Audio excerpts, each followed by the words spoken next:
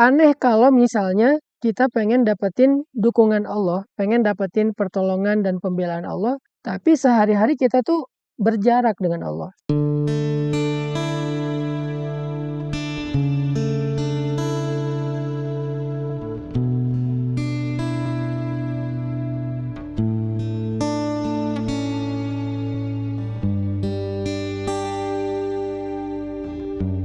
Teman-teman, gimana cara ngelibatin Allah kalau misalnya kita lagi ada masalah sama orang lain? Kayak misalnya kita lagi ribut sama seseorang karena salah paham, atau mungkin dia yang bersikap jahat atau nggak baik kepada kita. Seorang istri ketika ada masalah dengan suami, anak bermasalah dengan orang tua, mahasiswa bermasalah dengan dosen. Gimana cara kita ngelibatin Allah dalam kasus-kasus kayak gitu kalau kita lagi ada masalah dengan seseorang? Kita belajar dari Sayyidah Hafsah ketika beliau ada masalah dengan suaminya, yaitu Rasulullah SAW, sampai kemudian Hafsah melibatkan Allah dan Allah membela Hafsah untuk meminta Rasulullah merujuk Hafsah. Itu tuh keren banget loh, dan kita pengen belajar bisa kayak gitu. Artinya bukan hanya dibela sama Allah, tapi juga Allah membantu kita menyelesaikan masalah kita. Jadi kita bukan berharap ketika Allah terlibat, Allah jadi menghukum orang lain karena kita, bukan. Tetapi lebih berharap kayak Allah ngebela kita atau memperbaiki urusan di antara kita dengan orang tersebut. Gimana cara melibatkan Allah kalau kita sedang punya masalah dengan seseorang?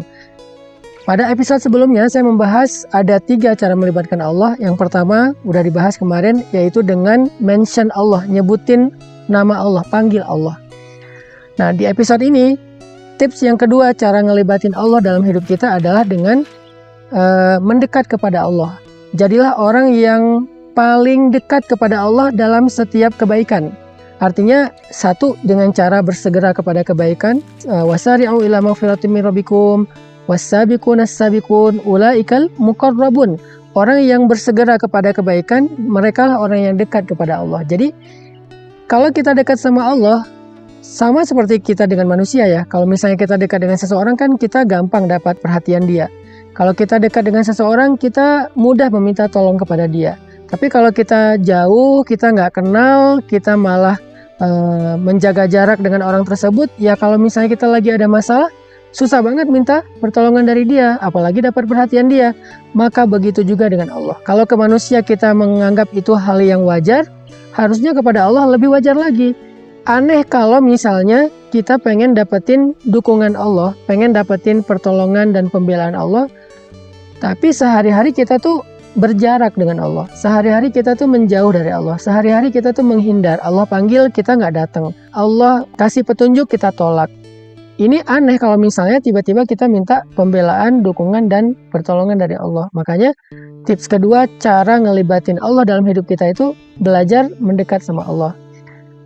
Belajar untuk jadi orang yang layak diperhatikan oleh Allah. Gimana caranya? Tadi yang pertama, was-sabiquna as-sabiqun ulaikal muqarrabun. Jadilah orang yang semangat dan berlomba-lomba dalam kebaikan. Jadi kalau misalnya kita tahu ada satu peluang kebaikan, kita ambil tuh peluang kebaikan. Jangan mikir panjang. Kita lakukan tuh kebaikan saat itu juga. Jangan ditunda-tunda. Kenapa? Karena orang yang bersegera dan berlomba-lomba dalam kebaikan, kata Allah, ulaikal muqarrabun. Mereka itulah orang yang dekat di sisi Allah. Sehingga kalau misalnya kita udah dekat di sisi Allah, ada masalah, kita panggil Allah, kita angkat tangan kita. Bahkan kadang-kadang kita manggil Allah di hati, Allah udah langsung terlibat. Allah udah langsung nolongin kita, karena kita orang yang dekat. Orang yang dekat itu mudah mengakses. Orang yang dekat itu punya privilege. Orang yang dekat itu punya jalur khusus.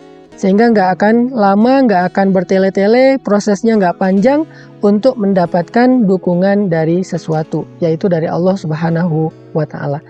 Itu cara mendekat ke Allah yang pertama, yaitu dengan bersegera atau berlomba-lomba kepada kebaikan. Misalnya teman-teman ada kesempatan untuk sedekah, ya udah langsung sedekah. Ada kesempatan untuk bantu orang, jangan mikir panjang, bantu nggak ya, spontan deh, spontan aja bantu. Karena kalau kita udah biasa spontan dalam kebaikan, udah biasa segera dalam kebaikan, kita itu muqarrabun, orang yang dekat di sisi Allah. Yang kedua, cara mendekat kepada Allah itu adalah dengan melakukan amalan-amalan yang paling Allah suka, yang paling istimewa di sisi Allah. Apa amalan yang paling istimewa di sisi Allah yang mendatangkan pertolongan Allah itu dengan segera? Nomor satunya adalah dakwah. In tansurullaha yansurkum. Kalau kalian tolong agama Allah artinya berdakwah, Allah pasti nolong kalian. Wa yusabbit aqdamakum. Allah akan menguatkan kaki-kaki kalian. Artinya Allah akan kuatkan diri kalian dalam menghadapi masalah. Jadi ternyata amalan yang paling Allah suka dan cepat sekali mendatangkan pertolongan Allah itu adalah kalau kita membela agama Allah dalam dakwah. Artinya gimana? Kalau misalnya kita ngelihat ada seorang ustadz yang punya program, mau bikin pesantren, mau bikin lembaga pendidikan yang gratis, mau bikin program dakwah, kita support ustadz tersebut, kita support ulama tersebut dengan niat karena ingin membela agama Allah, memanggungkan agama Allah, mendukung agama Allah, maka Allah pasti akan membela, memanggungkan kita dan mendukung kita. Itu janji Allah, in tansurullaha yansurkum. Kalau kamu tolong agama Allah, Allah menolong kamu dalam kehidupan kamu. Dakwah, cari ustadz siapa yang butuh dukungan dakwah. Saya pribadi misalnya sekarang lagi membangun pesantren. Pesantren ini untuk mentarbiyah menjadi sekolah buat anak-anak muda dalam belajar agama, syariat, belajar life skill, belajar hard skill supaya mereka bisa mandiri dan bisa membantu orang lain. Yuk kita support bareng-bareng misalnya. Kita pengen bangun masjid. Ya udah saya mau support Ustadz Hanan bangun masjid dengan donasi atau mungkin dengan wakaf atau mungkin dengan skill atau mungkin dengan network atau mungkin dengan nge-repost postingan tentang pembangunan proyek pembangunan masjid itu supaya banyak orang yang mendukung. Apapun bentuk dukungan kita. Makin besar, makin banyak, makin antusias, maka semakin antusias pula Allah membela kita. In tansurullaha yansurkum. Yang kedua, amalan yang paling cepat mendatangkan pertolongan Allah dan Allah suka banget adalah sholat. Wasta'inu bis sabri was sholat. Jadi perbaiki sholat kita. Gimana cara memperbaiki sholat? Perbaiki sholat itu satu, dengan memperbaiki kualitas sholatnya. Yang kedua, dengan menambah kuantitas sholatnya. Kalau memperbaiki kualitas misalnya wudhunya udah benar belum? Yang kedua udah khusyuk belum? Bacaannya udah benar belum? Doa-doanya udah benar belum? Kalau kuantitas ya udah ditambah belum dengan sholat sunnahnya selain sholat wajib? Ba'diyah, qobliyah, duha, tahajud.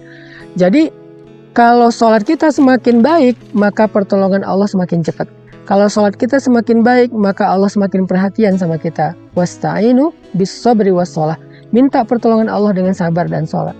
Jadi libatin Allah itu cara yang kedua adalah dengan mendekat kepada Allah. Cara mendekat kepada Allah, satu, lakukan kebaikan secara segera. Yang kedua, pilihlah amalan-amalan yang Allah suka. Dakwah, sholat itu diantara amalan-amalan yang cepat banget mendatangkan pertolongan Allah.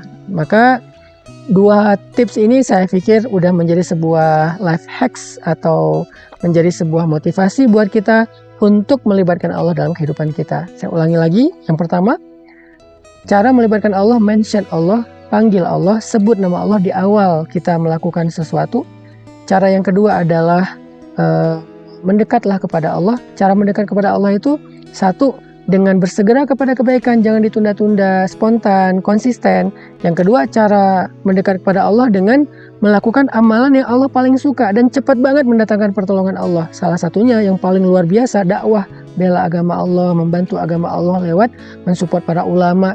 Dan yang kedua dengan memperbaiki sholat, memperbaiki kualitas sholat dan memperbaiki kuantitas sholat, meningkatkan kuantitas sholat, meningkatkan jumlah rakaatnya setelah yang wajib tambah yang sunnah. Mudah-mudahan dengan kayak gini kita udah bisa melibatkan Allah dalam masalah kita sehingga kita mendapatkan apa yang didapatkan oleh Sayyidah Hafsah ketika beliau ada masalah dengan suaminya yaitu kekasih Allah Rasulullah SAW. Allah justru membela Sayyidah Hafsah dan menyelesaikan masalah di antara beliau dengan suaminya. Barakallahu fikum.